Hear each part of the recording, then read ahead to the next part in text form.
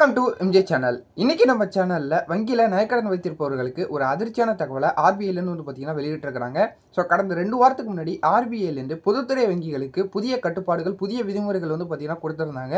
So அந்த விதிமுறைகள் காரணமாக பொதுமக்கள், ஏழை எளிய மக்கள் எல்லாருமே பாதிக்கப்படுற அடிப்படையில் ஒரு வழக்கு ஒன்று பார்த்தீங்கன்னா தொடரப்பட்டிருந்துச்சு. அந்த வழக்கில் பார்த்தீங்கன்னா நீதிமன்றம் இன்னும் 8 வாரத்துக்குள்ள ஒரு முடிவு பார்த்தீங்கன்னா ரிசர்வ் வங்கியிலேருந்து பார்த்தீங்கன்னா இந்த விதிமுறைகளை திரும்ப எடுக்கணும். இதனால பொதுமக்கள் பாதிக்கப்படுற அடிப்படையில் இதுக்கான முழுமையான விளக்கத்தை ரிசர்வ் வங்கியானது கொடுக்கணும் அப்படின்னு சொல்லிட்டு ஒரு உத்தரவு பார்த்தீங்கன்னா கொடுத்துருந்தாங்க. அதை தொடர்ந்து இப்போ ரிசர்வ் வங்கியிலேருந்து இன்னொரு அதிர்ச்சி கொடுக்குற தகவலாக கூட்டுறவு வங்கிகளுக்கும் பார்த்தீங்கன்னா ஒரு சில புதிய விதிமுறைகளை கொண்டு வந்த அடிப்படையில் இப்போ பார்த்தீங்கன்னா பொதுமக்கள் நகையை வைக்கலாமா வேணாமா, வச்ச நகையை எப்படி மீட்கிறதுன்னு தெரியாமல் பார்த்தீங்கன்னா ஒரு குழப்பத்தில் உள்ளாயிருக்கிறாங்க, ஒரு பேரதிர்ச்சியில் இருக்கிறாங்க அப்படின்னு சொல்லிட்டு பார்த்தீங்கன்னா சொல்லலாம். இந்த கூட்டுறவு வங்கியில் என்னென்ன விதிமுறைகள் கொண்டு வந்திருக்கிறாங்க, இதனால என்ன பாதிப்பு இருக்குது அப்படிங்கிறதுலாம் நம்ம வீடியோக்குள்ள போய் டீட்டெயிலாக பார்க்கலாம். இந்த வீடியோவை ஸ்கிப் பண்ணாமல் ஃபுல்லாக பாருங்கள். நம்ம சேனலை ஃபஸ்ட்டாக பார்க்கக்கூடியவங்க சப்ஸ்கிரைப் பண்ணி வச்சிங்கன்னா பக்கத்தில் இருக்க பிள்ளைக்கான கிளிக் பண்ணுங்கள். வாங்க வீடியோக்குள்ள போய் டீட்டெயிலாக பார்க்கலாம். பொதுத்துறை வங்கிகளுக்கு இந்த நகைக்கடன் வைக்கிறதுலேயே பார்த்தீங்கன்னா அதிர்ச்சியான விதிமுறைகள்லாம் கொண்டு வந்திருந்தாங்க. அதில் மெயினாக பார்க்க போனோம்னா ஒரு வருடத்துக்குள்ளேயே பார்த்தீங்கன்னா அந்த நகையை அசಲು வட்டியும் கட்டி மீட்டாகணும். அப்படி மீட்டுட்டா கூட அன்னைக்கே மறுபடியும் அடகு வைக்க முடியாது, மறுநாள் தான் அடகு வைக்க முடியும் அப்படின்னு சொல்லியிருந்தாங்க.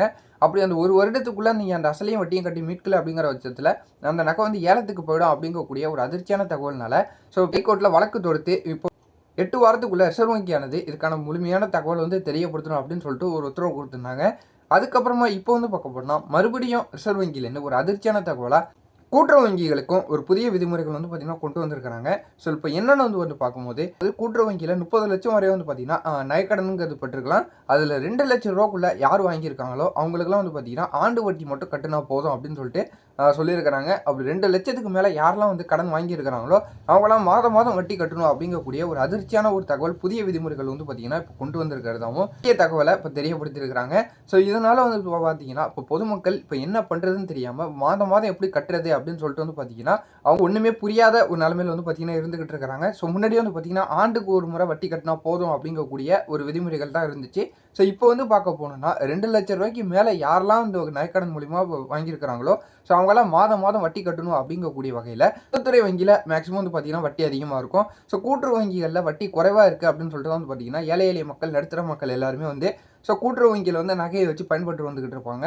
இப்போ அதுக்கும் பார்த்தீங்கன்னா மாதம் மாதம் வட்டி கட்டணும் அப்படிங்கக்கூடிய வகையில் எல்லா ஒரு கஷ்டத்துக்கு பார்த்தீங்கன்னா தள்ளப்பட்டிருக்கிறாங்க. இதன் அடிப்படையில் பொதுமக்கள் மறுபடியும் பார்த்தீங்கன்னா ஆர்பிஐக்கு ஒரு கோரிக்கைகள் வச்சிருக்கிறாங்க. இந்த ரூல்ஸ்லாம் பார்த்தீங்கன்னா மறுபடியும் திரும்ப பெறணும் அப்படிங்கக்கூடிய வகையில் ஆர்பிஐ என்ன சொல்கிறாங்க அப்படிங்கிறத நம்ம பொறுத்து தான் பார்த்தாகணும். இந்த மாதிரி நீங்கள் பயனுள்ள தகவலை உடனுக்குடன் பார்த்து தெரிஞ்சுக்கிறதுக்கு நம்ம சேனலை சப்ஸ்கிரைப் பண்ணி சப்போர்ட் பண்ணிக்கிட்டே இருக்கீங்க. இதே போல் வேறு ஏதாவது நல்ல தகவல், நல்ல அப்டேட்டோட நான் உங்களை அடுத்தடுத்த வீடியோவில் பார்க்குறேன்.